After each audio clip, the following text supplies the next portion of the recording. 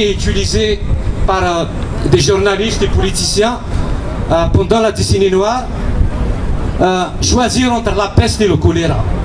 Donc cette expression elle a été utilisée pour signifier le choix entre un pouvoir illégitime et une idéologie islamiste qui veut instaurer un État théocratique pour appliquer la charia comme outil de règne. Donc devant cette situation, le peuple n'a ni soutenu les islamistes, n'a ni soutenu l'armée. Ça, il faut le retenir dans l'histoire de la décennie noire. Le peuple était neutre à ce moment-là. Il n'a jamais soutenu les islamistes, il n'a jamais soutenu l'armée.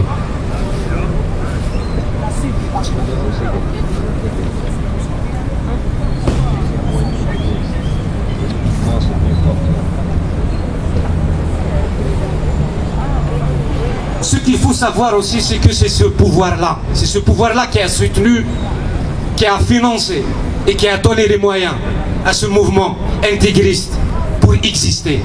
Parce qu'à cette époque-là, ce pouvoir avait besoin de lui pour contrecarrer tout mouvement démocratique qui était en face. Parce que les mouvements démocratiques étaient pour lui un sérieux danger. Par contre, les islamistes, ils étaient manipulés comme ils voulaient.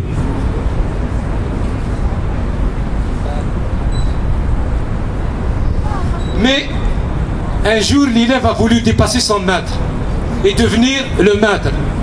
Pour avoir essayé, le peuple a payé très cher.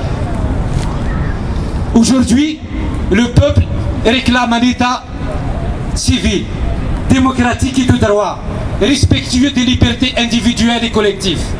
L'Algérie nouvelle doit impérativement commencer par l'élaboration d'une charte ou d'un manifeste qui répond à ces conditions pour échapper à l'amateurisme politique et dépasser le passe d'armes. J'explique, le passe d'armes c'est d'éviter toute discussion, tout débat qui enfonce le fossé entre différentes idéologies. Et bien sûr transcender vers des propositions économiques et sociales qui répondent aux besoins de la société et redonnent la dignité au peuple algérien. Je termine mon discours en ouvrant une parenthèse pour vous dire que nous aujourd'hui ici à Montréal, à Place Canada, nous organisons un rassemblement pour soutenir tout ce qui se passe en Algérie. Et aujourd'hui on se retrouve dans une situation où on tient le flambeau, on maintient la révolution qui va reprendre bientôt en Algérie. Mais je dois, moi personnellement, ça reste un point de vue personnel, moi je dois dénoncer toute activité qui a un lien avec l'argent ici à Montréal. Je vous donne une information et allez vous renseigner pour voir ce qui se passe à Place République en France. Aujourd'hui, ils se retrouvent avec plusieurs sonos, avec plusieurs groupes. Ils ont réussi à créer une cacophonie où personne n'écoute l'autre. Donc, j'aimerais qu'on n'arrive pas à cette situation ici au Canada.